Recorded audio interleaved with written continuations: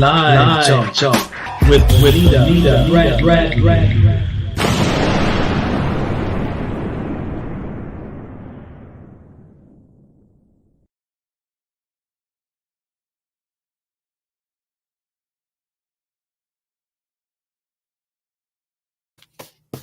Good evening, everybody, and welcome back to Live Talk with Benita Bradley. Of course, I'm your host, Benita Bradley, and it's so good to see all of you. I'm going to welcome all of you one by one. I know I've taken some time off during the beginning of April. I needed to rest because March was phenomenal. It was absolutely phenomenal. And we had an incredible time during March. Thank you for all the gentlemen that participated in March Madness, and all of you that watched. Thank you for participating. Those of you that wanted to get in during March, I am booking now for May, June, and July. So if you want to still come on the show, inbox me or email me. I'm going to put all the information on the screen for you. Give me 1 second. Let me get my banner going. Oh, there it is. Okay, so all the information you're going to need is at the bottom of the screen there. And tonight, let me welcome everybody. Welcome Facebook, welcome YouTube, welcome Periscope, Twitter, and of course, welcome Instagram. We got Instagram on this time. And so everybody's in the house tonight. So, and I hope everyone is doing well. And if not, I do hope things get better for you. Okay. So tonight, I just really want to give everybody an update on my journey, my brain tumor journey. I've been doing well. And so far, the tumor is still stable. I do have to have some small procedures done. Nothing like the brain surgery. It's okay. Nothing close to that, but they are related. They are kind of related to one or either the other type of brain tumor that I had. So, but again, it's not an invasive. It's not as near as invasive as the actual brain surgeries that I've had to endure over these 11 years that I've been on this particular journey, being diagnosed first in 2012. So tonight, I want to talk about healthcare in our communities and how you have to be your own best advocate when it comes to healthcare, particularly in any community, but I only know about what goes on in the Black community because I am a Black woman. And so I want to talk specifically about healthcare in the Black community because, like I said, when I was first diagnosed, my mind was just everywhere because I had never heard of Black people having brain tumors and all that kind of stuff. No one in my family, I had never heard of it. And then the things they were telling me just wasn't sitting well with me. So I really didn't know what to expect. I didn't know if I won't have long to live. I just didn't know what to expect. And at the time, coming through a divorce, I didn't have any health insurance. I thought I still had it, but I didn't. And so it was really a gut punch to hear that, hey, you got a brain tumor. That's why you keep having strokes. So I'm going to take you back to 2012 when I was first diagnosed. I may skip about here and there. And if I do, perhaps another time I'll fill in as many gaps as I can. So it's 2012 and I'm feeling good, you know, sleeping, you know, no pain, no headache, no nothing, just sleep like a regular night. I'm asleep. Well,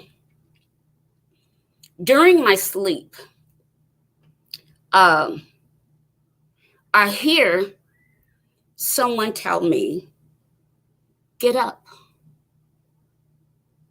Say, get up. And the voice says, get up. You're having a stroke. Well, I knew I was home by myself. So I kind of just sat up a little bit, looked around the room, listened for the door. I didn't hear anything, didn't see anybody. So I thought, okay, maybe I'm dreaming. I go back to sleep. Probably less than a minute or two, the voice comes again. This time it's very firm, very strong. This time it calls my name. Benita, get up. You're having a stroke. I turned over and it seems like I was trying to wake up, but I couldn't. So I didn't know if I was dreaming or if something was really happening. So I was trying to wake up, but I couldn't. And the voice got more stern. So the voice was like, Benita, get up, call somebody, tell them to get you to the hospital. You're having a stroke. So by now I'm trying to get up, but it's like I'm stuck in this dream and I can't get up. So at that moment, the bed starts shaking. My bed starts shaking. And the voice was like, get up, get to the hospital, put on some clothes. The voice was just the bed was shaking, and the voice was just calling my name. So I sat up, and this time when I sat up, like at the foot of my bed, I could see a silhouette of a man standing there shaking my bed, calling my name, telling me to get up. So I get dressed, I call my son, he comes and they take me to the hospital. I walk into the emergency room and I go to the triage desk and the lady said, may I help you? And I said, well, I think I'm having a stroke. And she said, what makes you think that? I said, I don't know. I said, I was asleep and I heard a voice tell me to get up and come to the hospital because I'm having a stroke. She looked at me kind of, She says, okay, smile. I smiled. She said, do something else. I did it. She said, lift both hands. I did it. Next thing I know, she goes in the back. She calls some kind of code. I don't even remember. She comes and put me in a wheelchair. I'm rushed back in the back and they start hooking all this stuff up to me. And I'm like, what did I do? I did everything you asked me to do. I'm trying to figure out what's going on. Because she's not saying too much, but she just kind of, she called the doctor and next thing I know, these people are working on me. And I'm in my mind, I'm thinking, but I did everything she asked me to do. Why is she doing all of this? So I'm thinking maybe it was a security breach or something. In my mind, that's what I'm thinking. So finally, they're working on me. From what I can remember, it seems like I went to sleep and woke up 2 days later in the hospital. That's about as much as I can remember. And I asked her, I was like, why am I in the hospital? I did everything. I remember, the last thing I remember was her asking me to lift both hands, and I did it. And so I said, why am I here? I did everything you asked me to do. And she said, no. She said, when I asked you to lift both hands, she said, you only lift your right hand. I said, no, I didn't. I lift both hands. She said, no, ma'am. She said, you only lift your right hand. She said, your left hand didn't move.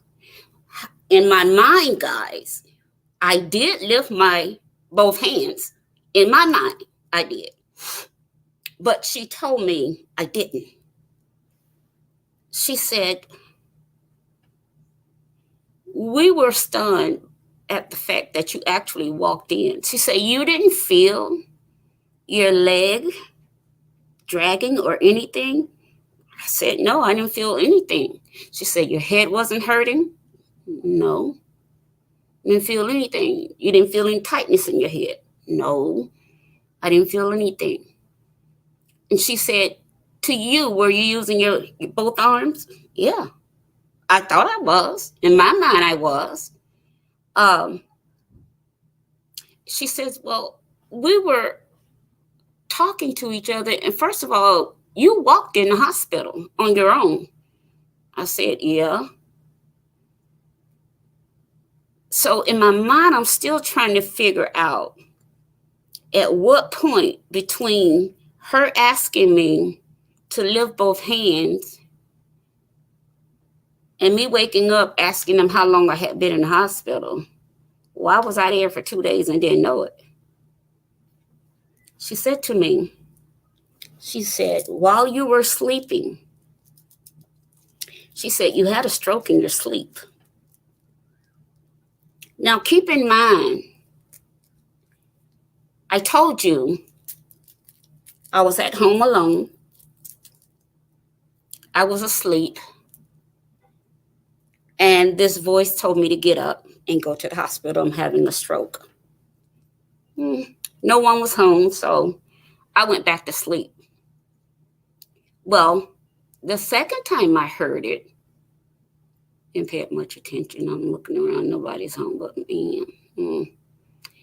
The force got so strong, my bed was literally, my whole bed was shaking. When I opened my eyes, again, there's a silhouette of a man standing to the foot of my bed, just shaking my bed, shaking it. And that's how I made it to the hospital in time before I died in my sleep from the stroke. So I stayed in the hospital. I had to be strapped to a walker so I could learn to walk again because I still didn't understand that my whole left side was not working like my right side. That concept had not hit me. And so they would put this belt around me and then put it around a walker, and I would hold on to both sides of the walker and do my exercise up and down the corridors of the hospital. And then, of course, once I got released from the hospital, I had to do physical therapy.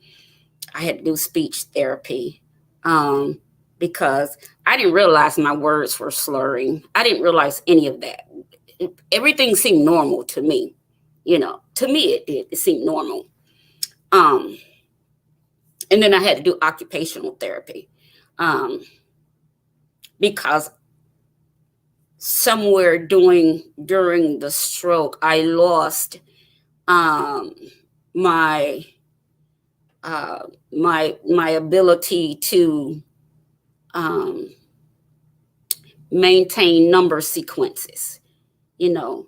And so when I went to therapy, you know, she would ask me, count to 100. You know, I would go 10, 20, 30, 40, like that. She says, oh, no, not like that.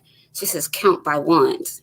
And so I would get to maybe 10 or 11. I couldn't remember what came next. That was challenging for me. And the same thing with the alphabet. Um, when she asked me to say the alphabet, I was offended, you know, because I'm still not understanding the concept of what a stroke actually does to the brain. Okay. I'm not understanding that concept. And so she says to me, "Can you recite the alphabet for me?" I said to her, she was a younger girl. I said, "Sweetheart, I have a legal degree. I'm not going to sit here and say no alphabet or ABCs for you." And so she said, "Well, that's the only way we can assess how much damage the stroke did to the brain and certain parts of the brain." In my mind, I'm thinking the stroke didn't do anything. I'm here, you know, I'm here. Um, she told me to sign my name.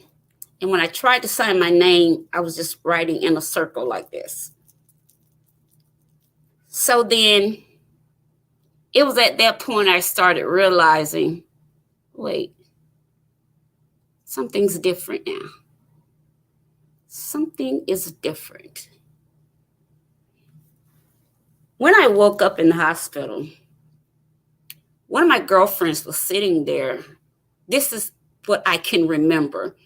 Maybe I'll have her to come on the show one day and she can tell y'all better than I can what happened, because from what I remember, she was there when I woke up in the hospital.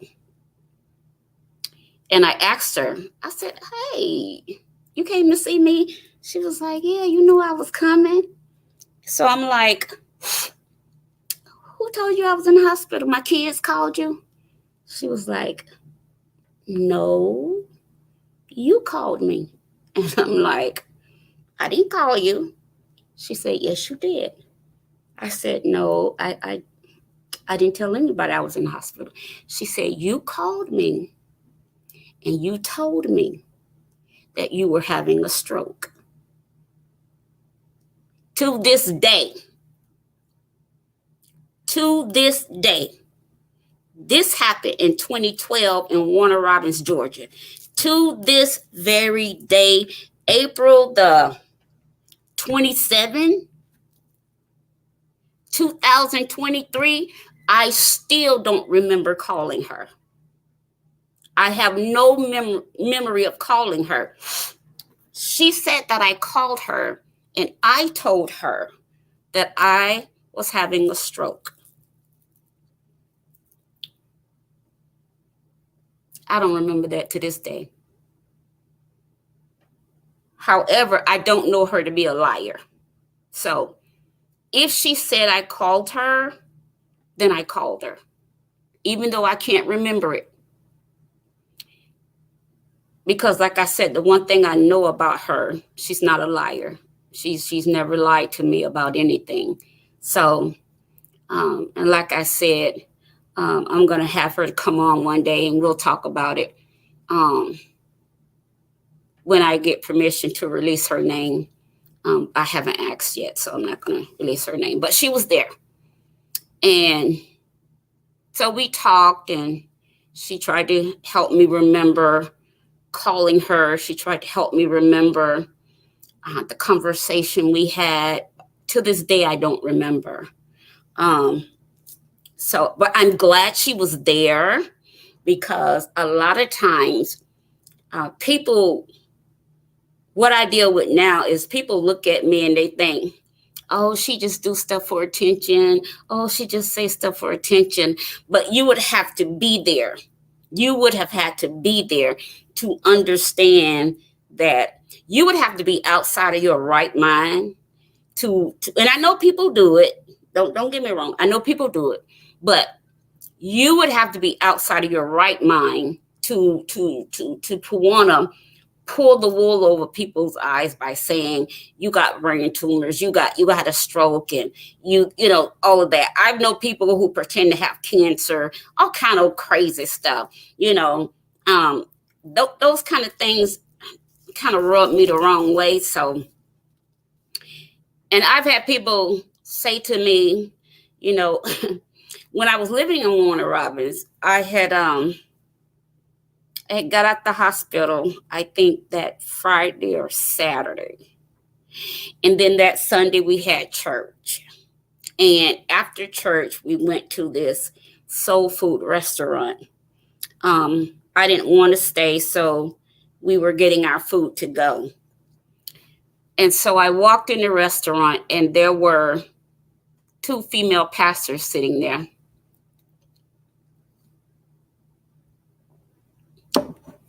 So both of them were older than me, but one of them were elderly. So the older one told the elderly woman, she said, "Oh my God." She said, "That's the pastor I was just telling you about." And I heard them and I saw them pointing at me. So I went over to speak, naturally. And I said, "God bless you, Pastor." And she introduced me to the older woman, the elderly woman. And she said, "This one I was telling you had the stroke and just got out the hospital, remember?" You know, Warner Robins is a small place. Everybody knows everybody's business. That's part of why I left. But so she said, the elderly woman looked at me. She goes,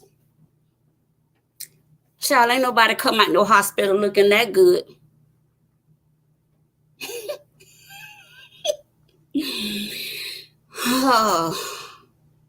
You know what I said? I said, "Yes, ma'am. You all have a nice day." And I went and got my food. You know, because one thing I'm not going to do, I'm not going to disrespect the elderly, but I'm not going to be disrespected either. So it was just best that I mosey on down and going to get my food, you know. So so she was trying to tell the elderly lady, the older pastor was trying to tell the elderly lady, you know, like, be nice or whatever, but I had them walked off and was going to get my food. So I had to go through a lot of rehab, especially working on my legs, my arm, and my speech, formulating sentences again,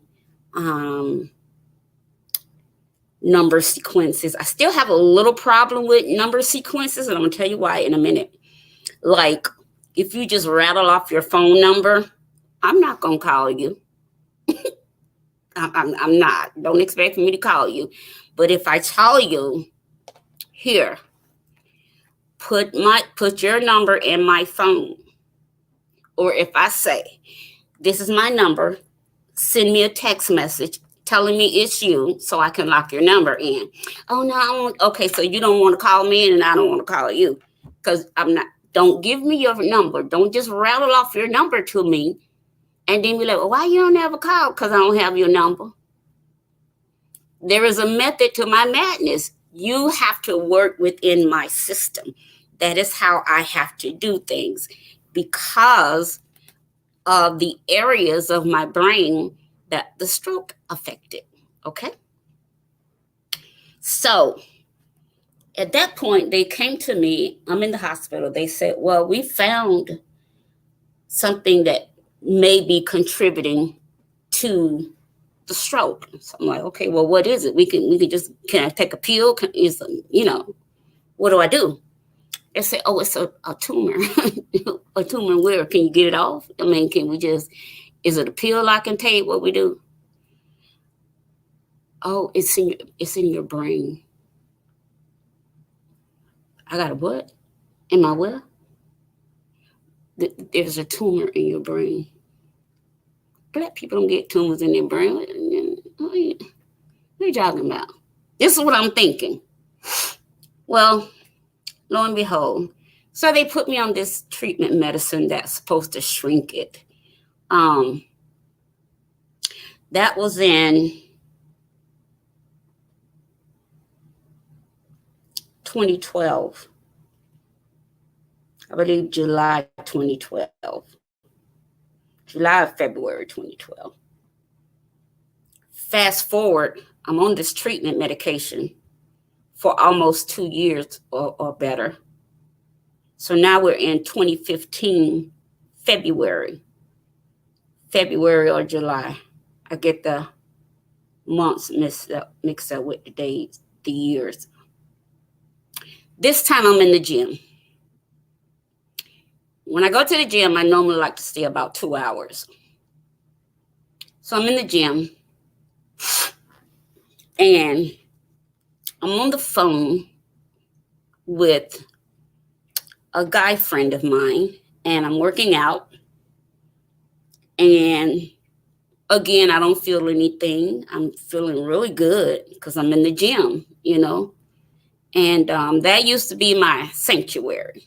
So all of a sudden he says, you okay? So I'm like, yeah, I'm feeling a little tired all of a sudden. And he says, you kind of sound funny. I'm like, sound funny like ha ha or funny like, what do you mean? He said, how long you been in the gym? I said, about an hour and a half now. He said, how do you feel? I said, I don't know. Just, I don't know. I said, I don't know. I just feel like I'm getting tired all of a sudden. So he said, do you feel like you felt last time? So I go, last time what? He said, the last time you had a stroke. I said, why would you say something like that? He was like, wait. I'm not trying to upset you. He said, I'm just trying to see what's going on with you. He said, because you're talking funny. Well, to me, I'm not talking funny. You hearing funny. That's what is going on. So that's what I'm thinking. So he goes, why don't you leave the gym and go to the hospital? So I'm like, okay, you know. So I leave the gym. I go home, take my shower, and commence to cooking dinner. I don't feel anything. I just feel a little tired maybe, but I don't feel anything. So probably around 2 or 3 hours, he called. He said, I was in a meeting, so I got a chance to call you to see if you at the hospital. I go, no. Are you serious? Are you serious? What if this is another stroke? I'm like, it's not. It's not. And then he said something. He said, how would you know? You were asleep when you had the first stroke. You're right. I was. So I go to the hospital. I don't feel a thing. After I ate my dinner, I go to the hospital. They asked me, what's going on? I said, I don't know. I just don't feel well. Next thing I know, I'm being rushed in the back again. I'm like, okay, what is this? This time, my blood pressure is like 224 over like 114, 118, something like that. But I don't feel anything, you know, I don't feel anything. And so they said I was having another stroke. Okay. So I have to go back through all of this again. It affected the same side again, all of this. Walking again with the walker, speech therapy again, physical therapy again, and occupational therapy again, because I had lost the use of my left hand. So I had to like learn how to like grip. So I would have to like grip a ball and stuff like that because I used to couldn't be able to grip a ball and stuff like that. So I had to go through all of that again. While I'm there,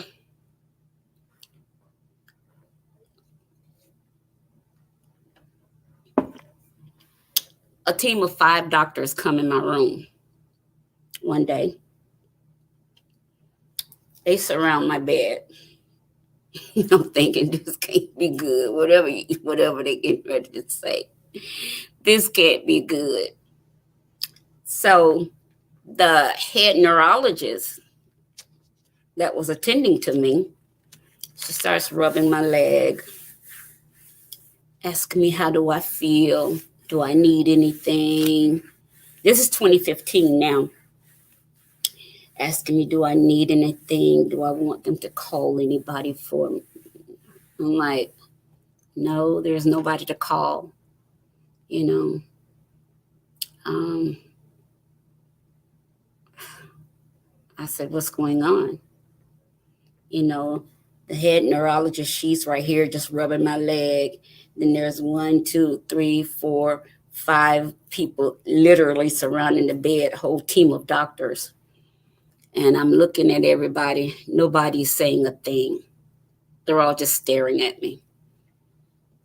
And so I said, well, someone please say something. She says, well, this is the team of doctors that have been examining your scans. Since this is your second stroke, we've been looking over everything. She says, and we've also been looking at your scan from 2012 versus what we're looking at now. And given that you've been on the treatment, we had hoped that the tumor had responded to the treatment. She says, but unfortunately, the tumor did not respond to treatment, and it has doubled in size. So I said, what does that mean? She said, so it's most likely, if you don't have surgery soon, you're going to keep having strokes. And she said, we don't know if the next stroke will be more massive or do more damage, or if you will recover the way you have recovered from these 2. So I said, so what does that mean for me? She says, well, you need to have surgery. So I'm still not understanding. She's talking about brain surgery. Because I'm not understanding the whole concept that Black people have brain tumors. So I asked her, well, can we try a different medication? She said, we've given you the best medication we can give you for that type of tumor. And I said, oh. And I said, well, how come no one caught that before now? Why no one caught that it was not responding? She said, because with your blood draws, your numbers looked like it was responding. She said, so we didn't do another MRI based on the numbers we saw. So we were confident that the tumor was responding to the treatment. And she said, but when you had another stroke, that prompted us to do another scan. And she said, that's when we found out that although the numbers were reading one way, the scan was showing us that the tumor was not responding at all. I just cried. I just cried and cried and cried. Bear in mind, I had nobody's insurance. And I'm thinking, nobody's going to take that kind of risk. And I don't have any insurance. Nobody's going to do it. So they sent me to 3 different surgeons. And because the tumor is in such a place Next week, I'll have the slides up of my scans. So make sure you subscribe to my YouTube channel. Click the notification bell so you'll be able to see those. And I'll show you my scans, where the tumor is, and what area of the brain, what it looks like when you have several strokes.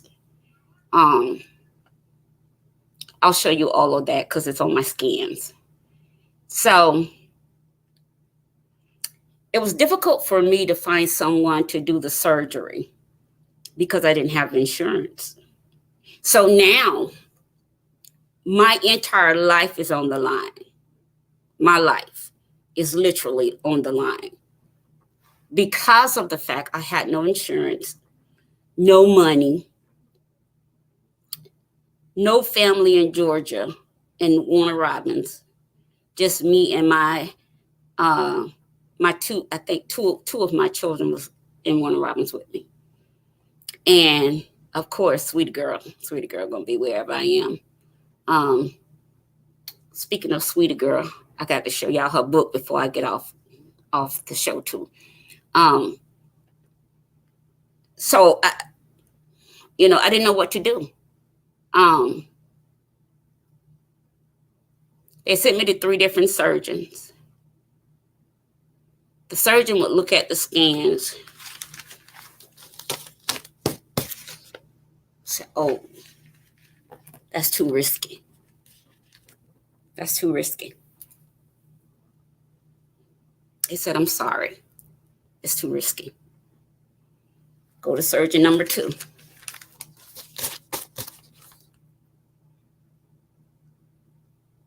He says, "Oh,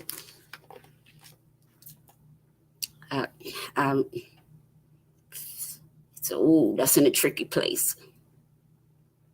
That's in a tricky place." To me, they were saying it's not worth the risk because you don't have no insurance. That's what I heard. We get to the 3rd surgeon.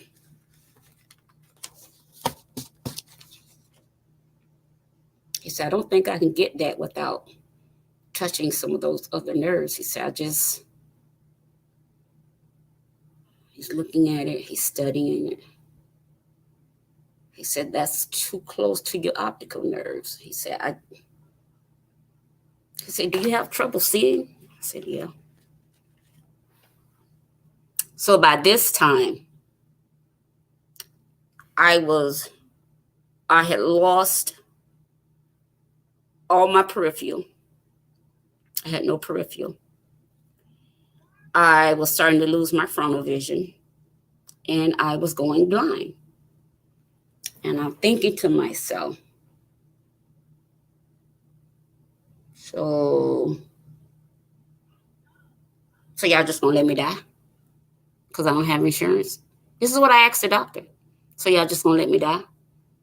Y'all just gonna wait to see if this next stroke disfigures me, kills me? What y'all gonna do? So this is what happens when you don't have insurance? We just gonna shoot some dice and hope I come up with a luck of 7? I mean, like, what we doing? Basically. So one night, I was crying. No, I was still in the hospital when they told me the bad news. So I called my mom. It's before my mom passed away. I called my mom. I was crying, boo-hoo crying, boo-hoo crying. I said to my mom, I said, "Mom, I've given my entire life to God. Ever since I was 14 years old, I've served in ministry. I've worked in the church." I said, "What else could God possibly want from me now? What could this be about? Why would this happen to me?"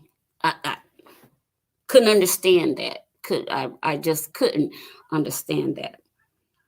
And I said, "What else would he want from me?" So my mom said to me, she says, "Well, first of all, baby, you got to calm down." She said, "You got to calm down because you don't want to get too upset. She said, you get upset, you're going to raise your blood pressure. And I said, okay. So she prayed. And after she prayed, she said, listen to this. She said, God wants to use you as a living testimony.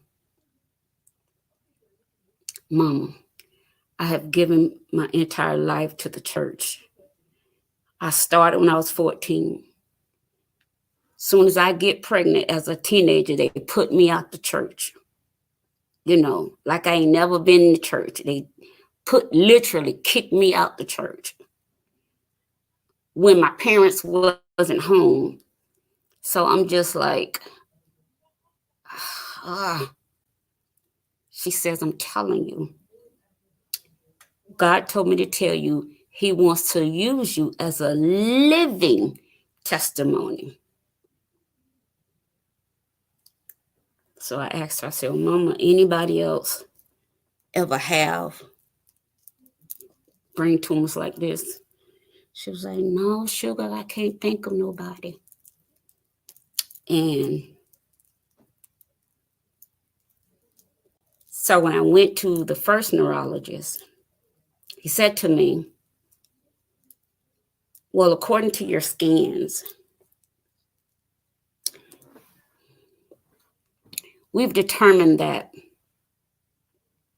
you're either, I didn't know this, and maybe some medical people can help me out. If you see this on the replay or whatever, maybe you can comment on it and help me out or inbox me or whatever. He said to me, your scans and what we're looking at indicates that your ancestry is either Caucasian or of Oriental descent. So I called my mom. My mom goes, listen. Now, y'all know how they were back in those days. My mom was like, I'm black, you black, your daddy black, we all black. So I'm like, but Mom, I'm telling you what my doctor said. You know, she said, well, you tell your doctor that I said everybody black. So I said, okay. So I go back to my neurologist and I tell him what my mom said. He says, well, not to be disrespectful towards your mom, he says, I'm telling you medically, it's impossible for you to be 100% African American. He said, because what I'm looking at, this is like looking at the records of an older white man, this is what he said, or an older Oriental person. That's what he said. This was in 2015. Okay. So I called my mom back and told her what the doctor said. You know, I still don't have answers to this day. I wish I did have answers, but I don't. Fast forward, I'm going to get ready to end, and then I'll come back on Tuesday. No, Sunday is my next showtime, Sunday. Fast forward, I have a new neurologist now here in Atlanta. Guess what he just told me? First time I saw him, I'm in the office with him. He pulls up my scans from the hospital. He looks over my scans. He looks at me. He said, can I come back? He said, give me one moment. He leaves out. He comes back with 2 doctors. He asks me before they come in. He said, can I bring some doctors in here? He said, I just want to show you off for a minute. So I'm thinking, show me off. Like, what the freak? You know. So he comes in and they're looking at my scans. Then the kid turned around looking at me. So now I'm feeling a little, uneasy. Like, what y'all looking at me like that for? So he says, I know you're trying to figure out what's going on. He said, I'm sorry we're making you uncomfortable. He said, but these scans, he said, I'm looking at the scans of a 70-year-old Caucasian man. I go, he said, let me guess. This is not the first time you've heard that. I said, no. But I don't have any answers. I don't have any answers. When it comes to healthcare in America for Black people, you guys, I don't care what they say, how ridiculous it sounds. You have to be your own best advocate for your health. Let me tell you something. I did not stop studying. Those that know me, like for real, know me in real life. Let me tell you something. You can tell me I got a hangnail. I will research a hangnail till I can't research it no more. I am a research fanatic because I want to know what they're talking about. I researched the 2 types of brain tumors they said I have. I researched when they said I had a stroke. I researched the long-term effects. I researched the medications they give me. I research everything.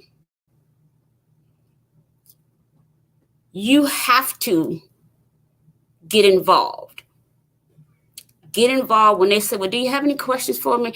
Most people say, oh, no, I don't have no questions. Not me. I write my questions down a lot of time before I get there. Or sometimes I write myself a note in my phone and text it to myself. Or I carry a journal in my purse and I write my questions down. So that when they say, well, do you have any more questions? I sure do. I have a lot of questions. I don't let my doctors come in and say, here's a prescription, see you next time. No, you're not. You're going to sit down and you're going to talk to me. Particularly when I'm not sure of what's going on myself. During that time that I was in Warner Robins, I had no idea what was going on. I didn't know what strokes, and I had no idea. But I was still researching, studying. One day, I was praying,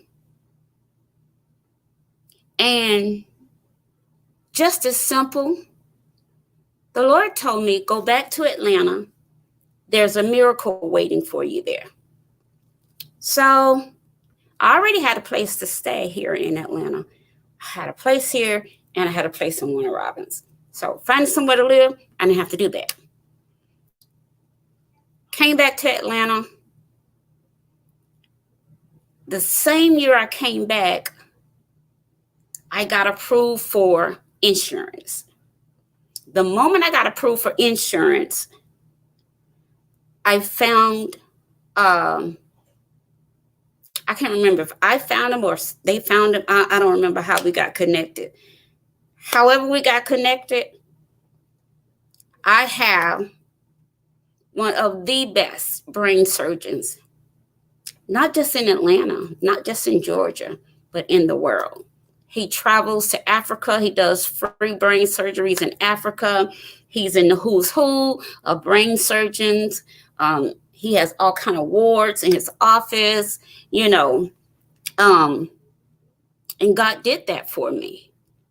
The first time I went in his office, he took one look at my brain scans and he came back. He said, I can do it.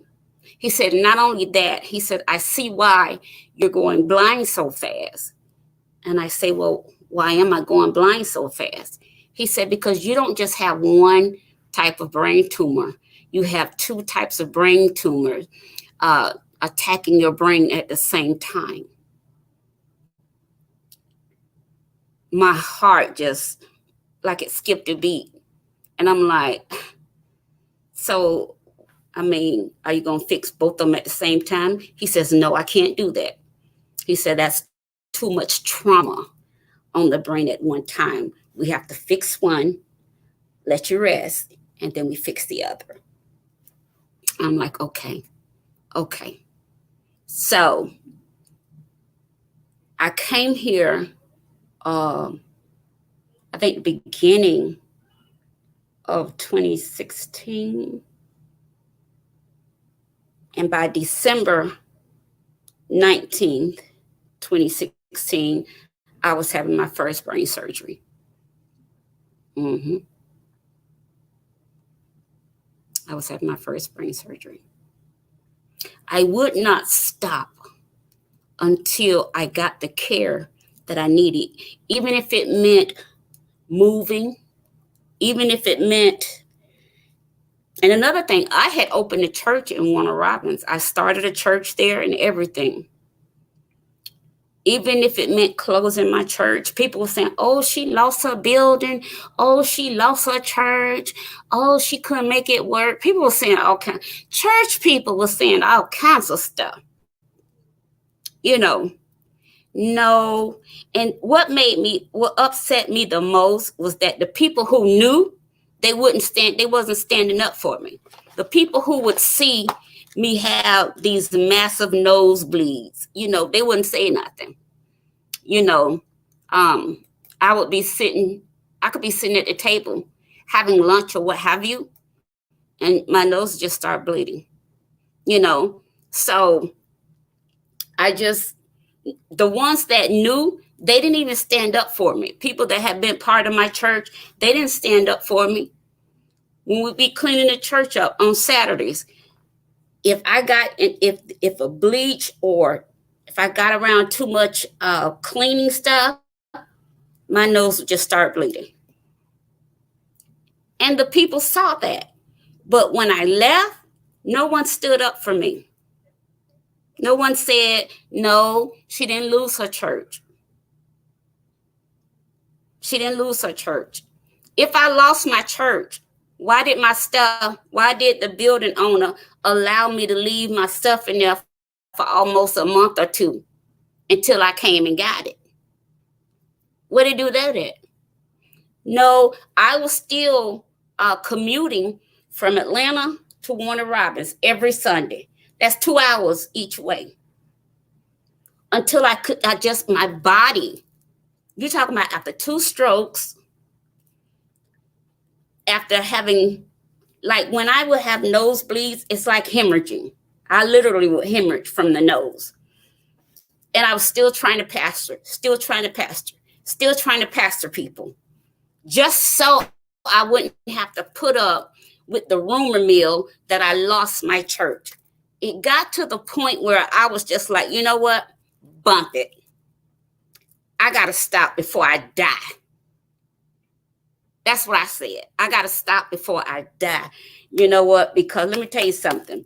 Them same people that be saying, oh, pastor, oh, apostle, oh, this and oh, that, were the same people that was on prayer lines telling lies that I lost the church. Instead of them saying, no, she didn't lose the church. She's had 2 strokes. She have these massive nosebleeds where she start hemorrhaging from the nose. And we think she doing the right thing to save herself. Nobody came forward and said nothing like that. Not one person. And so I could have, went on this crusade, but I understand people gonna be people, and I'm okay with that. My goal at that point was to save my life. Everybody else be, what? I had to save my own life. And the research and everything else, 2 hours there, 2 hours back. No, I couldn't do it. And the owner of the building where my church was, he was kind enough and gracious enough to let me leave everything in the building just like it was until I was well enough. A sweetheart, dear friend of mine took me to Warner Robins with his trailer, and we got my things from the church.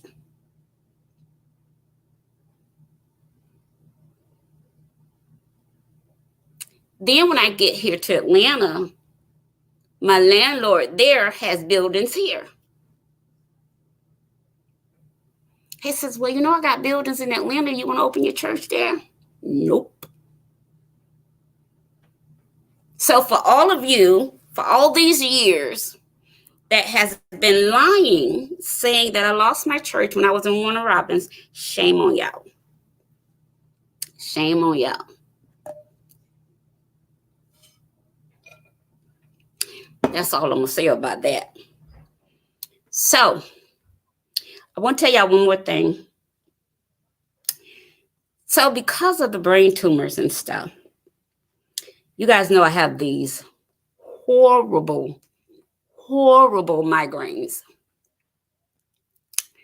So I have been taking Imitrex for years. Been taking Imitrex. Well, I have a new neurologist now. Not neurosurgeon, but neurologist. Because I hadn't been seeing a neurologist, just my primary, my neurosurgeon, but I hadn't seen a neurologist. And so my primary had been treating me for the migraines. And so she said, well, you're having these migraines too frequent. You need to go see a neurologist. So I go see the neurologist. He pulls up my scans from the hospital and everything. And then he told me, he said, well, these scans are from, I think he said November. He said, then you had some in January. I'm like, when? And he told me, I said, I don't remember having no brain scans then. So he showed me the date, I think it was 2022. And I think he said I had one this year in January. And I said, no, I don't remember that your scans. He said, that's a lot. He said, you've had a lot going on in your brain. He said, I've never seen anything like this. So at that point, he goes and gets the other two doctors. And so he pulls up the scans and he begins to show. He said, you see, that's good. He said, because you see on the top, that's your optical, all that up there's your optical area where it's pressing against. I said, okay. And then he goes to the other one. He said, now this area, I'll show you guys those scans later and tell you about that. And I just kind of sat there. He said, let me guess. This is your first time seeing these, right? I said, yeah. Because my neurosurgeon, he doesn't worry about all that. The only thing he looks at is this tumor moving? Is it growing? Is it stable? If it's stable, he don't even waste time showing me no scan. That's all he cares about. Is this tumor moving? Has it grown? Has it changed shape? That's all he cares about. So I've never seen a scan, like for real, until last month. And so he says, look, this your first time seeing your scans? I said, yeah. So when he goes and gets the other two doctors, they come in, they go, wow. They look at the scan, they look at the tumor, they look at me, they go, wow. And I said, wow. So my doctor said, maybe you shouldn't have said that in front of her, And I'm like, yeah. And so she said, that's big. He said, well, it's not the biggest tumor I've seen. He said, but I'll tell you this. If I had to put it in a category, He said I would put it in my top 5 biggest that I've seen. I said, well, okay. Okay.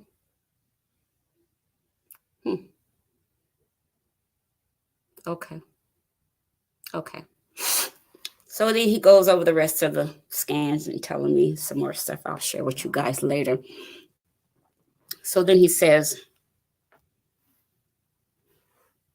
I don't want you to take Imitrex for your headaches. I said, okay, well, I don't take Imitrex. He said, because of the fact you've had strokes, you should never take Imitrex because Imitrex does the same thing to the brain that a stroke does. It restricts the blood flow. I said, well, I don't take Imitrex. So he said, what do you take? I said, I take sumatriptan. He said, that's Imitrex. I said, oh, God. And I'm thinking, oh, my God. Oh, God, am I going to have another stroke? You know, if it ain't one thing, it's another. So he said, stop taking that. I said, okay. So I stopped taking that. Let me see. Let's see. I got something to show you guys. Yeah, hold on 1 second. I'm almost done. I'll be right back.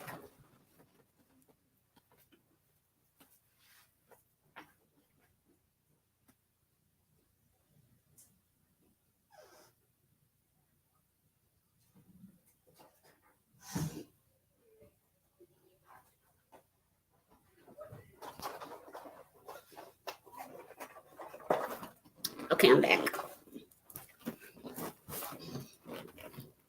All right, so after he tells me not to take the sumatriptan, which is Imitrex for migraines, he says, hold on, I got something for you. I'll be right back. So he says,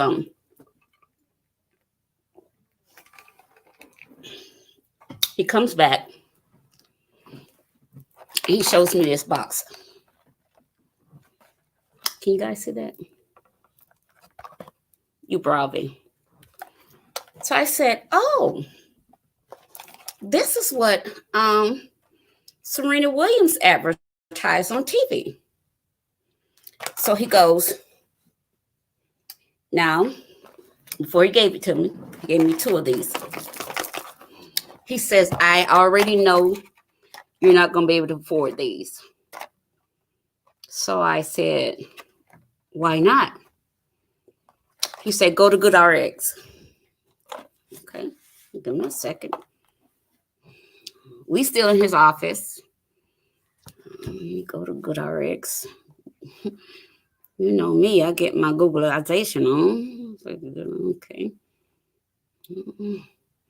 Let's go to GoodRx then. Let's see what GoodRx got going on. Okay. Let's see. GoodRx, you Bravi. All right, let's just look it up. He said, go ahead, look it up. Say, okay. Let me look it up.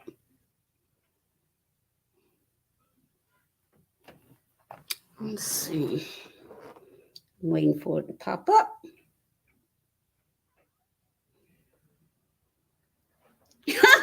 Look, I'm sitting in the office, right?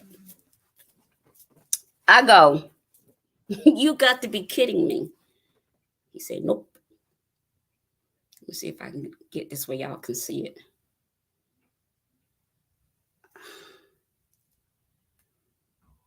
Let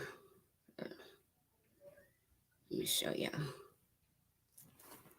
Can y'all see that?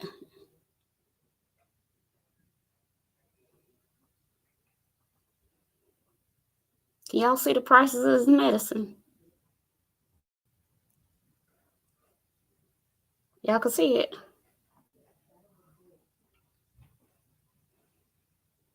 I hope it's showing up good. Let's see.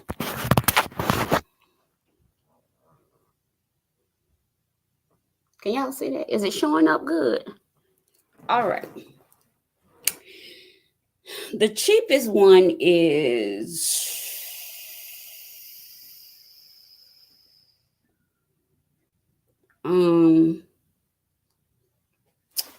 So we don't have Winn-Dixie here. So for me, the cheapest would be at Publix. This is at Publix. Y'all see that?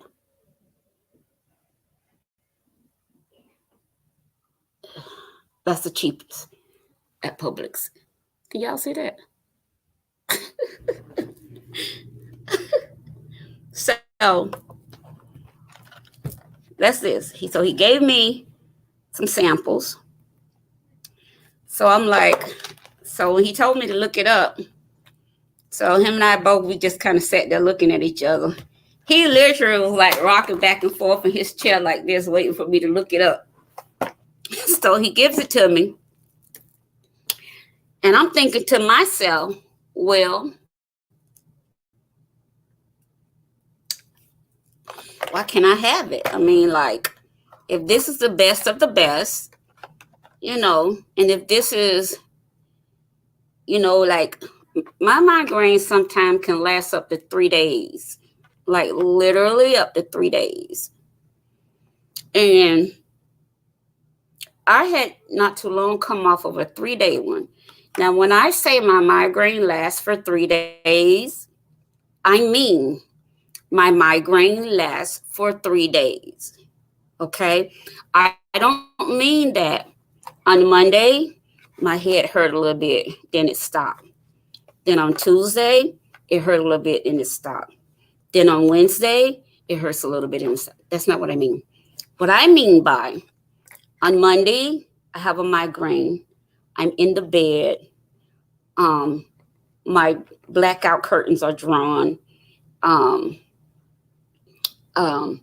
All of my phones are turned down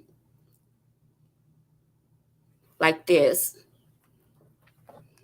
Everything is turned down. My TV, the light on my TV is turned all the way down. Everything is turned all the way down to just a bare minimum where I can see it. Bare minimum. I mean, I would take my nausea medication. I mean, I don't cook because last time I had migraines, I tried to cook and I burned some stuff. Yeah. So, I mean, my head hurt from Monday through Wednesday with no letting up in between. Are we clear? This little magic pill, when I took it, within 3 hours, 4 tops, I started getting relief from my migraine. Thought to myself, oh, I need this. I need this in my life. But the price is astronomical. So, y'all know what I did. I started researching. I contacted the company, the manufacturer. I didn't stop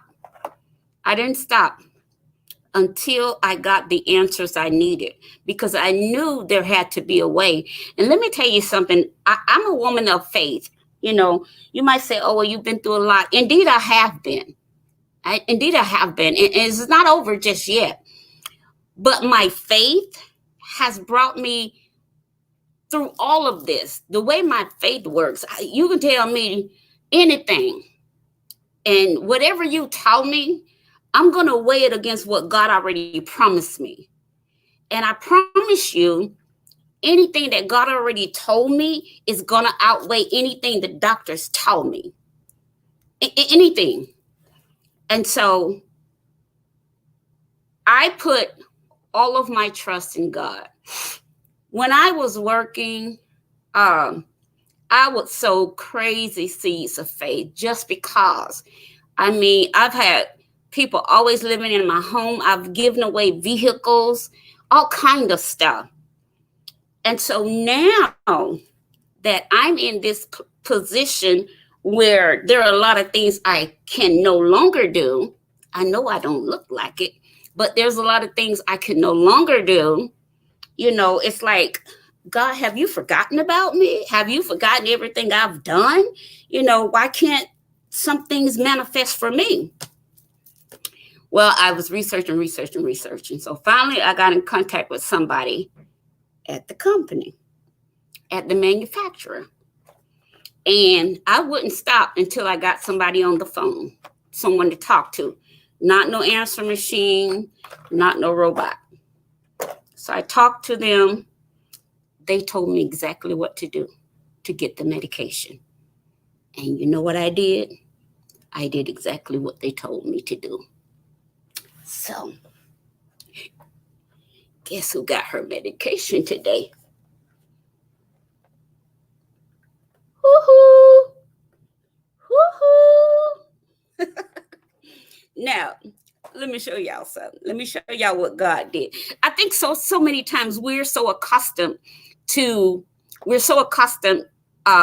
looking for, when we talk about seeds and sowing, we're so accustomed to looking for God to repay us in the same way with the same seeds. But in my case, I'm thankful that God repays me with the health He does, the length of days, and the ability to research and find things out. You know, so that I do see the benefit of my seeds.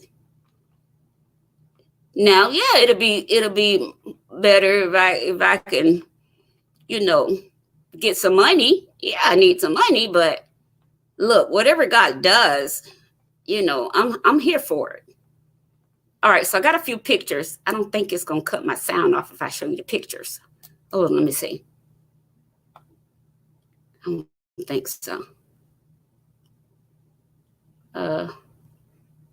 Okay, so this is what I picked up today from the pharmacy. It was I had to do a lot of calling, but I did it. This next one is, let me show you what it cost.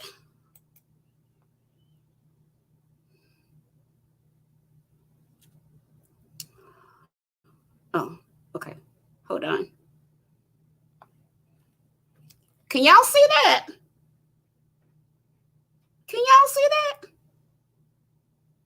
Oh, please tell me y'all can see that.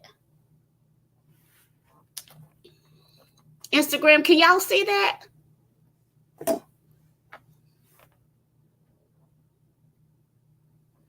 Please tell me y'all can see that. Y'all see how much that medicine cost? It says your insurance saved you $3,539.89. Can y'all see that? Instagram, can y'all see that? I just want to know, can everybody see that? $3,539.89. Well, how many pills did you get? 30.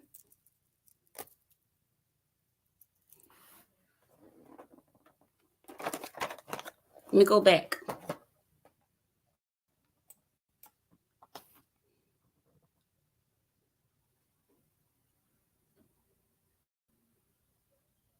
See those 3 boxes? Each box contained 10 pills. Each box has 10 pills in it. Okay? Let's see what this one is.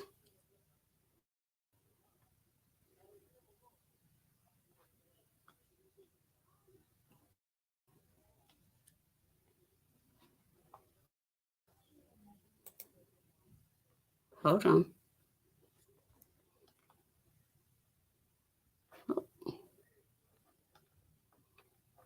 Nope. Come back. Hold on. All right, let's go back up. Let's go to this one. No, This one.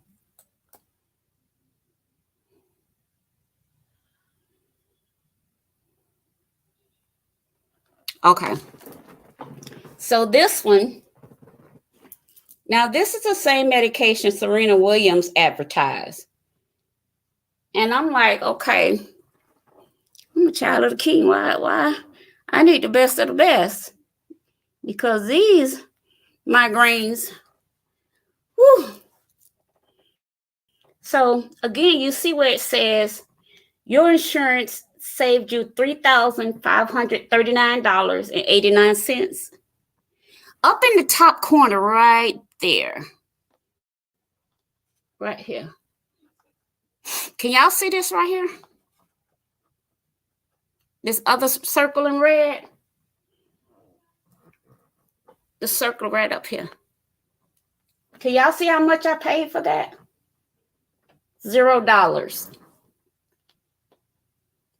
$0.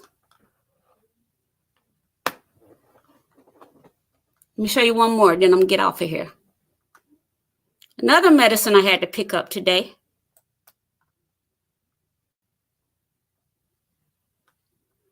I just want to show you sometimes we can look for seeds and we can look for our harvest to come one way, but God knows what we need. All right, here's another medicine I picked up today.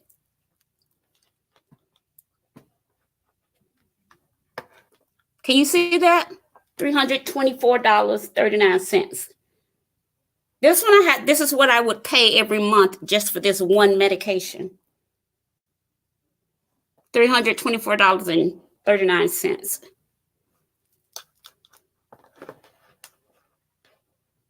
My copay was $0.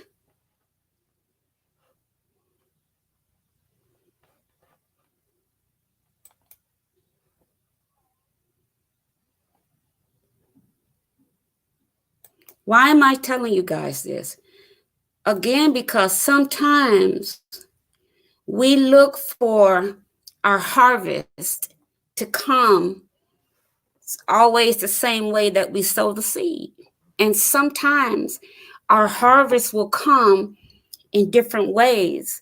You know, I have been looking and hoping and praying and wishing that my harvest come monetarily because that's what I need it to be.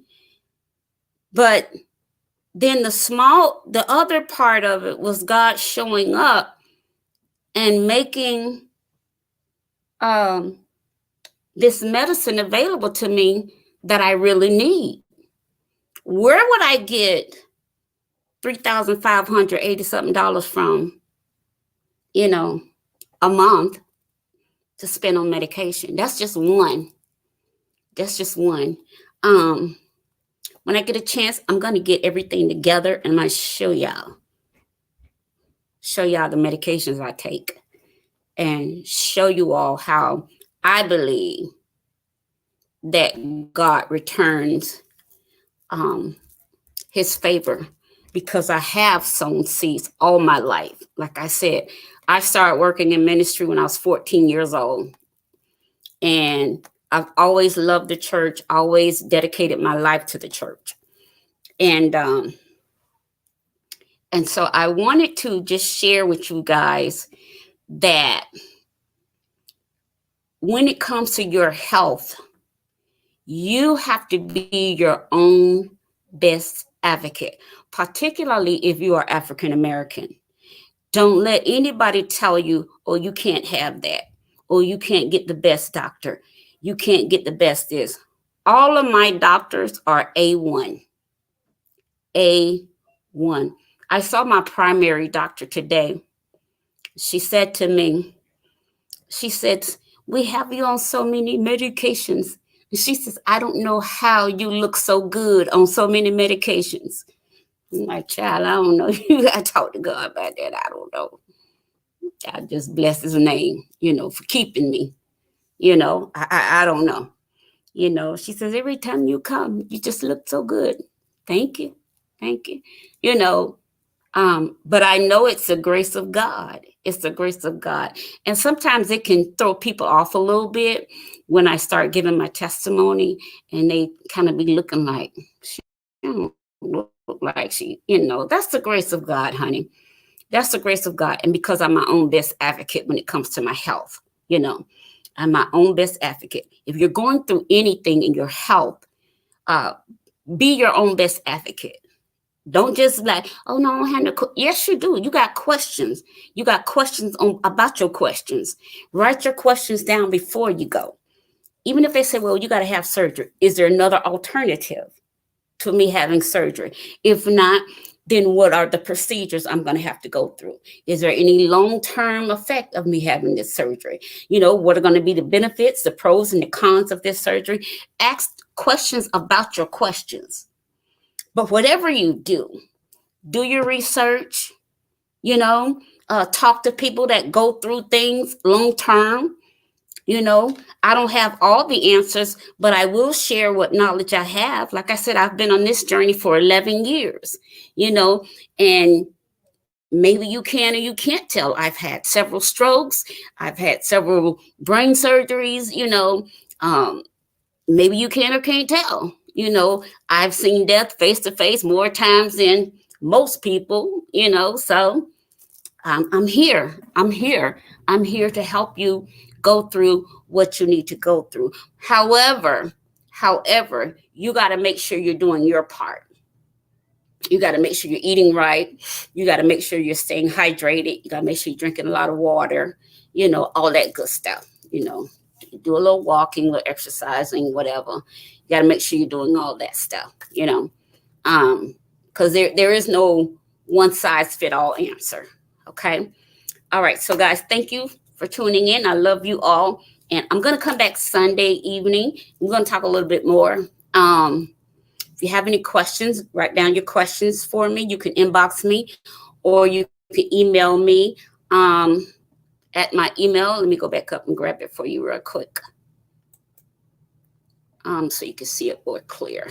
All right, here's the email. I thought I clicked on it. There it is. There's my email. Shoot me an email. And in the subject line, you can put questions for the show. Okay, questions for the show. And I'll know to grab those emails first. Okay. And if you're in the healthcare business, and you'd like to be a guest on my show while I talk about this, again, shoot me an email, shoot me your credentials, and I'll get you on with me. And perhaps you can talk a little bit. And I really would like to have someone that knows about genes and how genes skip about and all of that kind of stuff. I would like someone to talk to us about that because it keeps coming up. Okay. And so I would like to learn more about it. What else? Oh, sweetie girl told me I had to mention her book. Let me get her book, honey. All right. She told me to tell everybody to go to Amazon and order her first book. This is her first book. She actually wrote this book when she was 12. She turned 13. So this is Heart to Heart with Faith McKenzie. This is her first book. And she wants everybody to go to Amazon.com and order her book. All right. She's on the back of it. That's my baby. So y'all see it. Instagram, can you see my baby's book? This is her first book she wrote when she was 12. She wants everybody to go to Amazon.com and order her book. Okay? Y'all do that for me? Thank you. Y'all are so precious. So look, I'll see you guys Sunday. And I'm going to have some pictures and stuff ready for you Sunday. So again, if you have questions, those of you that are going through some health issues, come on and join me on Sunday evening around 7 o'clock, 7:30 p.m. Eastern Standard Time. And we'll chop it up some more about healthcare in Black America. Okay. All right. Till next time, I'll see you.